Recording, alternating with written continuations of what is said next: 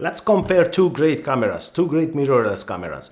Sony a6500 versus Olympus EM-1 Mark II. Let's compare them.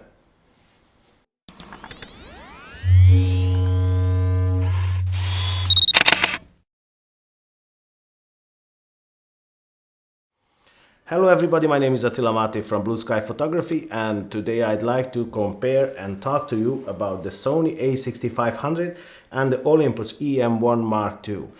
Now, two great camera announcements, and in the same time almost. So these cameras both mirrorless. The Sony a6500 is APS-C size. The Olympus EM-1 Mark II is micro four thirds size.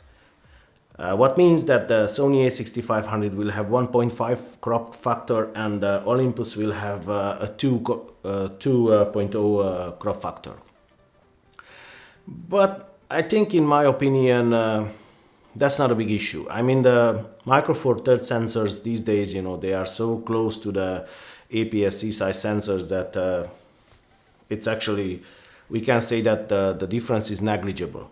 So, on the other hand, the Olympus camera is 20.4 megapixel micro four thirds sensor, and the Sony a6500 is a 24 megapixel sensor. Now, because the Olympus is a micro four thirds sensor and it's 20 megapixel, the pixel density will be higher than in the Sony camera. So we can accept that the image quality will be head to head. I would say it will be okay. It will be almost the same, you know.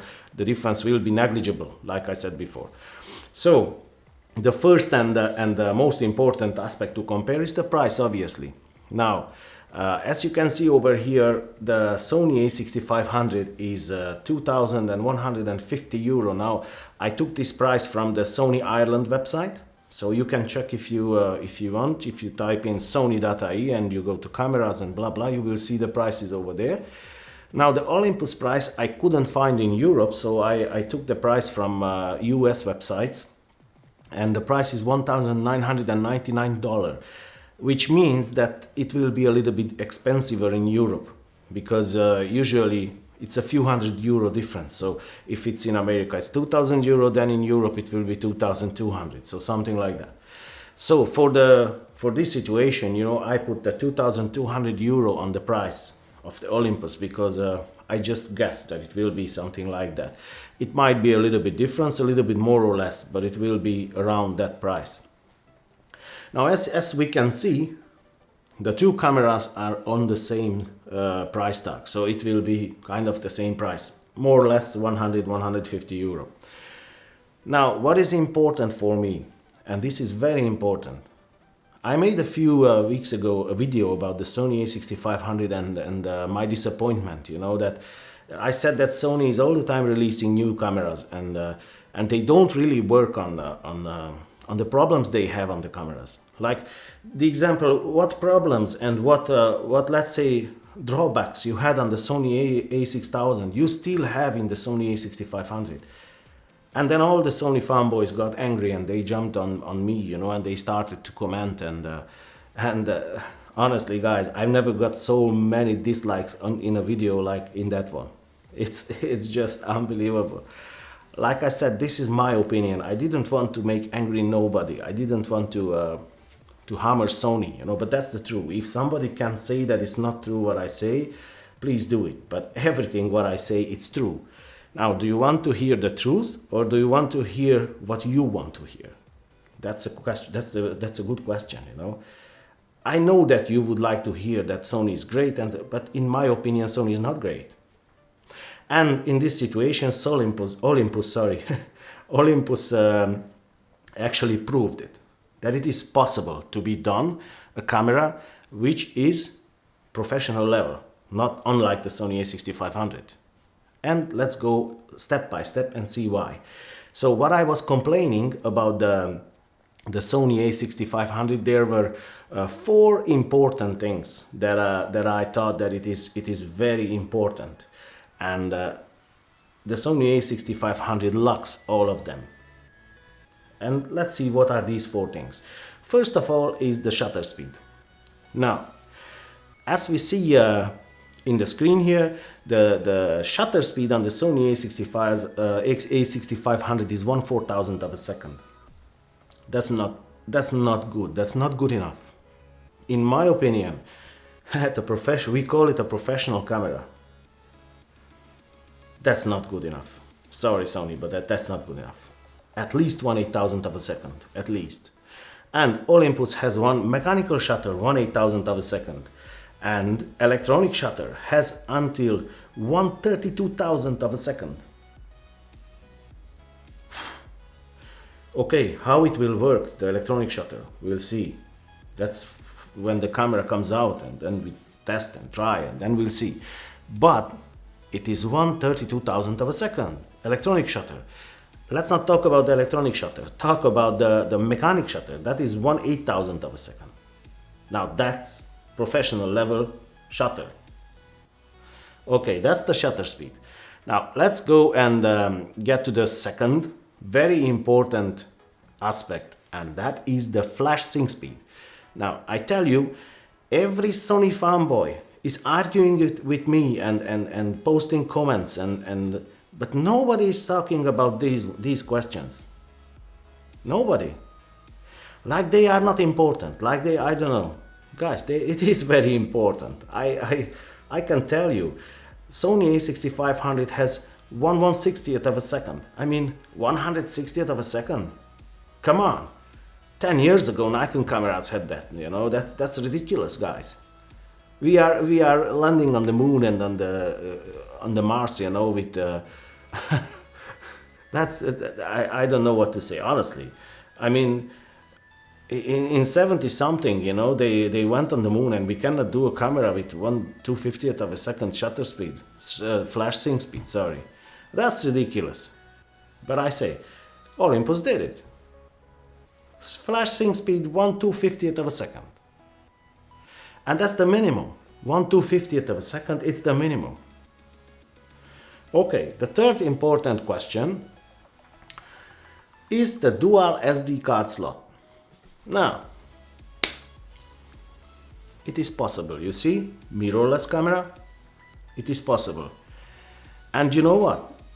It doesn't make me angry that Sony doesn't do dual SD card slot, you know, in the a6500, because I say, okay, they say that's for the prosumer or whatever they call it, I don't know. So they say this is not a fully professional camera. But the A7R Mark II, the A7S Mark II, the flagship cameras, they don't have dual SD card slot.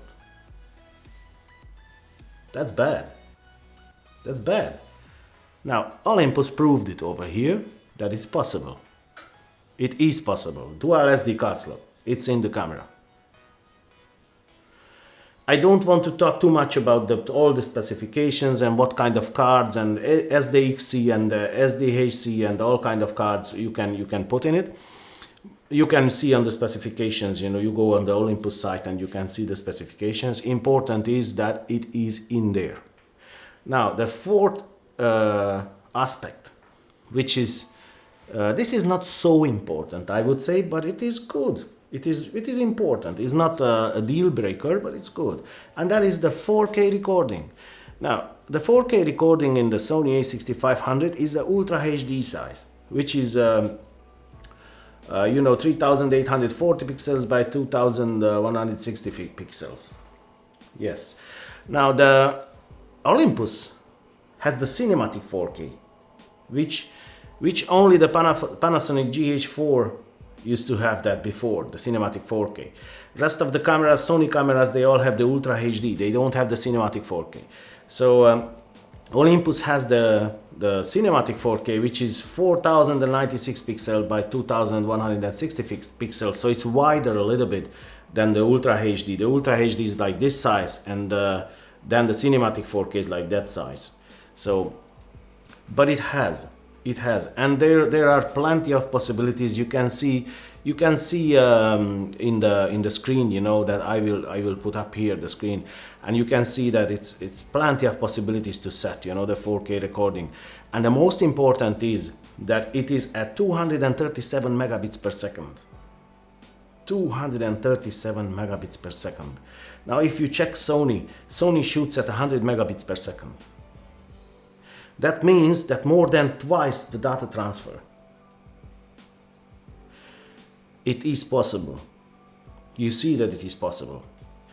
Now if somebody from the Sony fanboys, you know, they got angry again on me, you know, and they start, before you start commenting, just think a little bit, okay? Just start thinking. Was I right when I was complaining about these things? Are they necessary or not? I think that for a professional photographer, these things, except the 4K is okay, the Ultra HD as well, but it's a nice extra to have. But except that, the other three, it is very, very necessary. And if somebody says the opposite, sorry guys, but he wants to mislead you. Because it can happen in one stage that your SD card will fail, and then you lose your images, and then you can lose your career. I tell you, if it's a very important job, it will cost your career. Just think about, maybe the possibility is small to happen, but it can happen. If you are a paid photographer, if you take money for that job, you must be sure that your camera is reliable and good, you know. You can rely on it. Well, unfortunately on the Sonys you can't, because it's only single SD card slot. Now the Olympus is a professional grade camera, I would say. And then also you have battery grip option.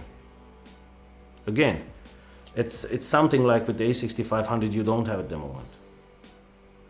So I don't want to pull this too long. I just wanted to make this video just to say, especially to those guys who replied to me so angry on the other video with the Sony a6500, and to say that, you see, it is possible. You can do it. Sony could do it if they would like to do it, but they just don't want to do it. So it doesn't matter. It's their marketing policy. I don't know. If somebody buys that, it's okay. I don't. So Olympus, it's a great camera. It's a little bit pricey, that's true, but as you can see, it's the same price as the Sony a6500. And the only disadvantage of the Olympus is over here, that it is a micro four thirds sensor. But like I said before, this is a negligible aspect. You know, I mean, it's this. If you shoot a crop sensor or micro four thirds sensor, you won't have any difficulties, honestly. So I hope this video will be helpful to you guys, and I hope that it will clarify some situations. And if you think that I left out something, or if you think that I'm not right or something, just leave a comment down below, you know, and we can discuss it in a professional manner. And I see you in the next one, and take care, guys.